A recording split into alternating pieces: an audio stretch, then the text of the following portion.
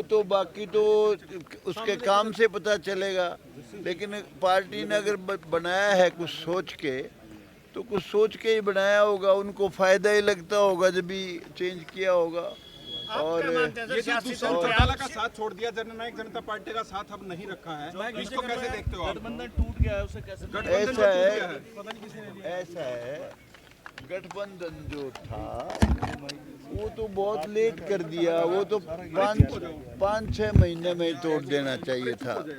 गठबंधन का कोई लाभ नहीं हुआ, नुकसान हुआ है और अब भी टूट गया।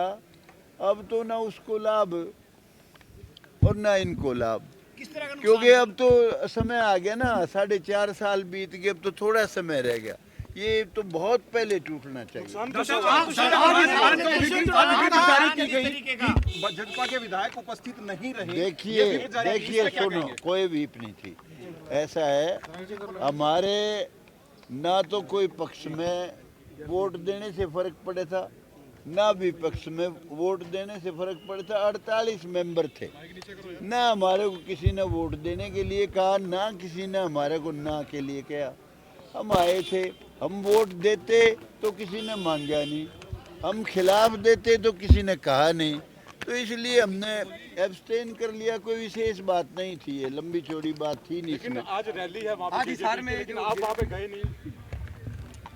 अरे मेरा कोई वास्ता नहीं है भाई, मेरा तो पहले जब एमएलए बना था, जिस दिन ओथ थी उसके 2-3 दिन में बातचीत खत्म हो गई थी। मेरी कोई वास्ता नहीं। मुख्यमंत्री बनाया है हरियाणा का, नायब सैनी को मुख्यमंत्री बनाया है, इससे आप किसको फायदा किसको नुकसान देखते हो?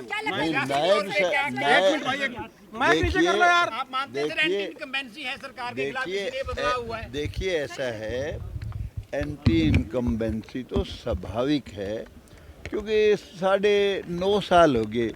आदमी अच्छा करे उसके खिलाफ भी होती है, कई बार आदमी कुछ सोच के करता है।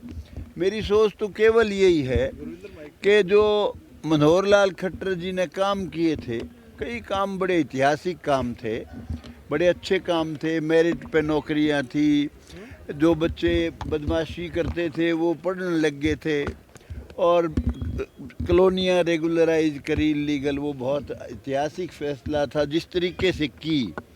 और भी अनेक काम थे जो उन्होंने बहुत अच्छे काम किए थे।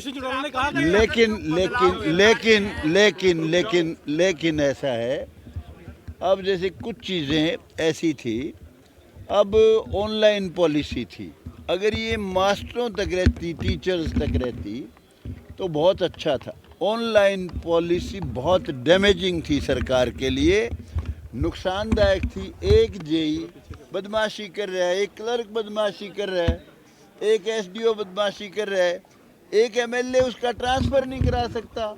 ऑनलाइन पॉलिसी मोस्ट डेंजरस थी। दूसरा, ई टेंडरिंग जो थी बहुत ही खतरनाक थी, सरकार के लिए भी, लोगों के लिए भी, जनता के लिए भी। विशेष तौर से ई टेंडरिंग जो संस्थाओं के लिए थी, कोई 10 लाख रुपया किसी माध्यम से भी सरकार के यहाँ से आता है, उसका टेंडर हुआ 7 लाख का, 3 लाख का तो कम हुआ, उसमें भी वो क्या करेगा, ठेकेदार भी खाओगा, एसडीओ भी खाओगा, जेई भी खाओगा।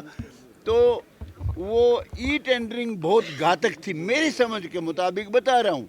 अब खट्टर साहब ने तो कुछ सोच के, अच्छा ही सोच के किया होगा, दादा आज नया, लेकिन ये बहुत डैमेजिंग थी।